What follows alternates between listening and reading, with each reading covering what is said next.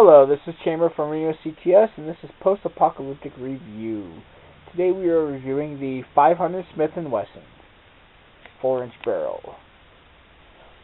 Actually, my friend has owned this for about 2 years, and since the income tax came in, I was able to afford some rounds for it just to do this review.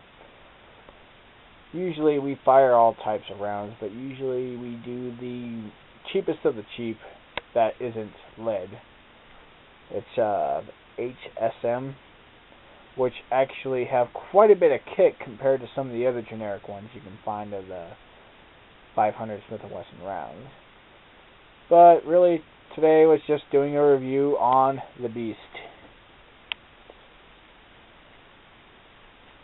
So far, since we've had any access to this, not a single misfire, any issue with this gun. We've probably pumped maybe 200 rounds to it, which I don't know if any of you 500 fans or if anyone that's actually owned one, that's still quite a bit of money to dump into the 500.